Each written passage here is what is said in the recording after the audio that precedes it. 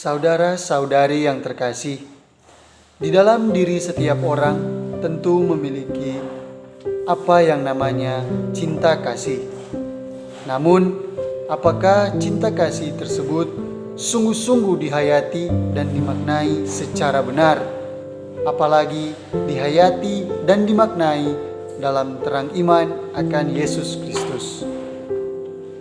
Saudara-saudari yang terkasih, dalam kitab suci, kita dapat menemukan ada banyak sekali pengajaran tentang apa itu cinta kasih dan bagaimana cinta kasih itu harus diwujudkan. Dalam teks-teks kitab suci, terlebih khusus dalam Injil Matius, Markus, Lukas, dan Yohanes, kita dapat menemukan pengajaran-pengajaran Yesus tentang cinta kasih. Ada pengajaran tentang cinta kasih yang disampaikan oleh Yesus secara langsung, tetapi ada yang tidak secara langsung, dalam artian disampaikan atau diajarkan oleh Yesus dalam bentuk perumpamaan atau lewat kata-kata kiasan. Nah, saudara-saudari yang terkasih, mengenai cinta kasih, kita akan sedikit melihat tentang pengajaran oleh Paus kita, yakni Paus Fransiskus, mengenai apa dan bagaimana seharusnya cinta kasih itu diwujud nyatakan.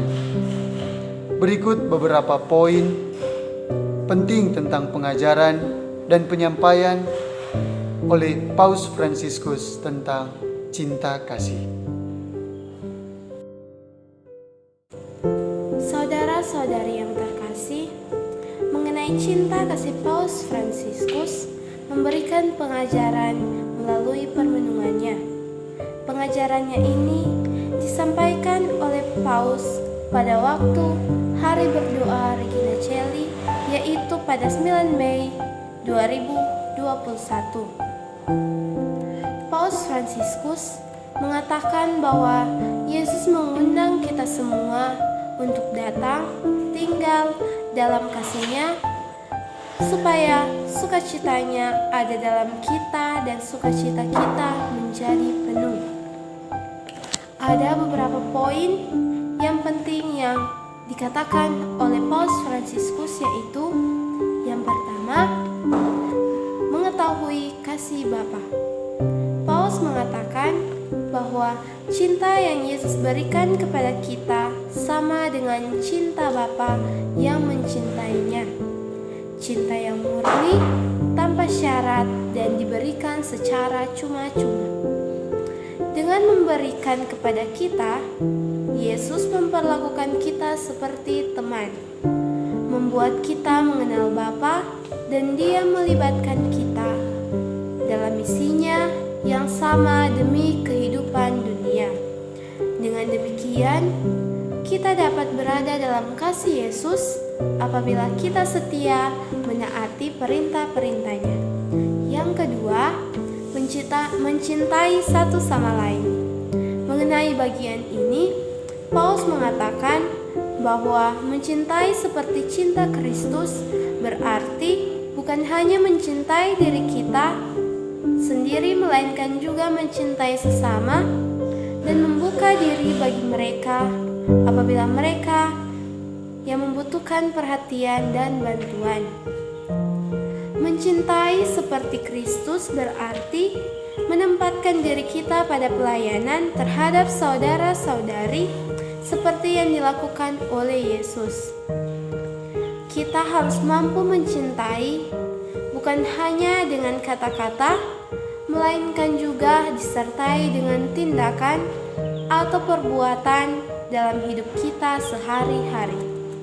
Yang ketiga, pelayanan dan bukan kekerasan atau kontrol. Paus Fransiskus memberikan pengajaran yang penting tentang bagian ini. Pada bagian ini, Paus memberikan pengajaran bahwa mencintai sebagaimana Tuhan mencintai kita.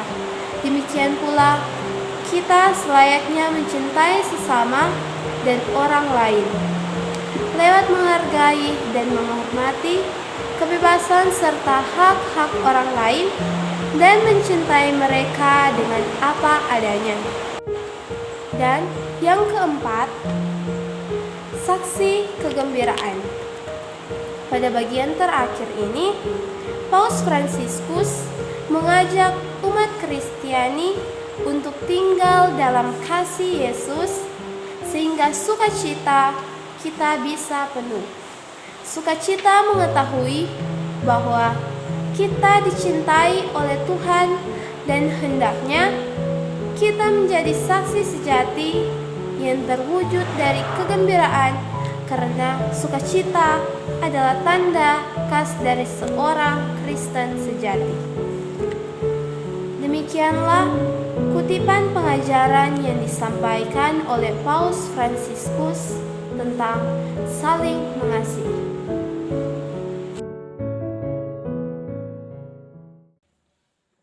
Saudara-saudari yang terkasih, setelah kita mendengarkan beberapa pengajaran, beberapa poin penting yang diajarkan dan disampaikan oleh Paus Fransiskus, seharusnya kita sudah bisa memetik makna penting tentang apa dan bagaimana cinta kasih itu.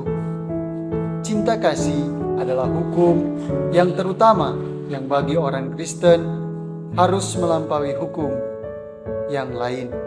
Seperti yang diajarkan oleh Yesus Kristus sendiri, bahwa hukum kasih adalah hukum yang terutama dan utama.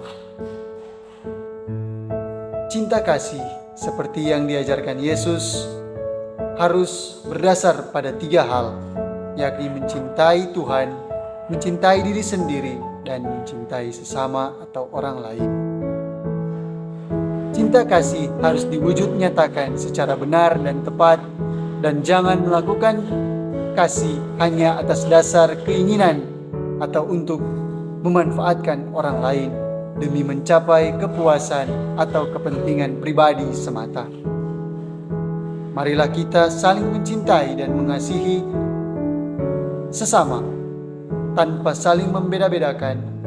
Justru marilah kita terbuka dan mau menerima orang lain dengan sepenuh hati.